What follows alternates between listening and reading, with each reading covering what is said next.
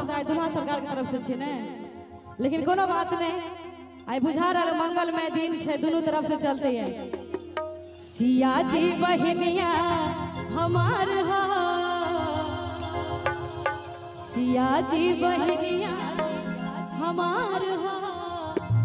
एक बार दुल्हा सरकार के लिए ताली बजा के हो राम लगी है पहुना, सिया जी बहनिया हमार हो, राम लगी है पहुना, राम लगी है पहुना, राम लगी है पहुना, राम लगी है पहुना।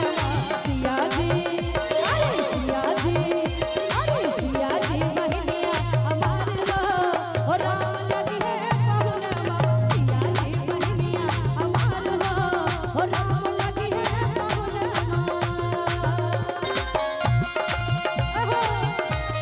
बहुत बढ़िया, ताली बजा के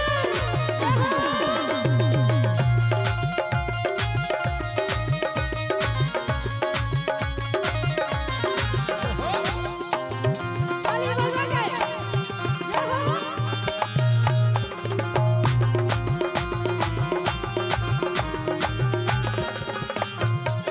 मिथिला के नाता से सिया जी बहनिया, सिया जी के नाता से राम जी पहुना, मिथिला के नाता से सिया जी बहनिया, सिया जी के नाता से राम जी पहुना, राम जी पहुना, राम जी पहुना, राम जी पहुना, राम जी पहुना। कि मिथिला के नाता से और सिया जी बहनिया, सिया जी के नाता से राम जी पहुना। अरे दोनों गोटा के ताली बजा के दोनों के जोड़ी कमाल हो, और राम लगी है पहुना, दोनों के जोड़ी कमाल हो, और राम लगी है पहुना।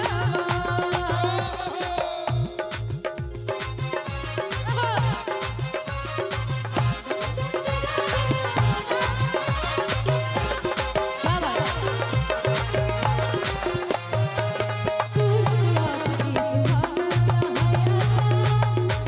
ताली बजा के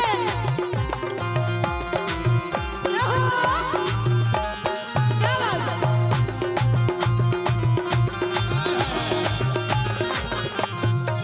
सरसों के फूल रात सिया जी बहनिया,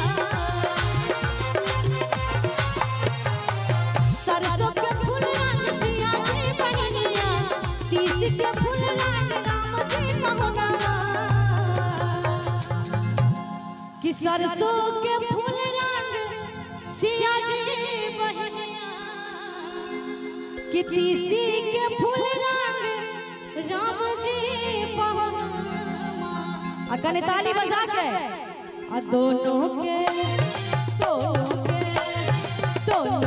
जोड़ी कमाल हो, और राम लगी है पहुना, दोनों के जोड़ी कमाल हो, और राम लगी है पहुना। क्या बात है। जय हो।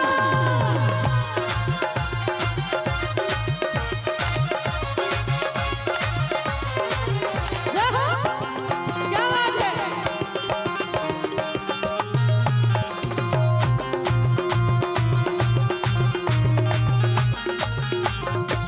सावन जोड़िया सन सिया जी बहनिया,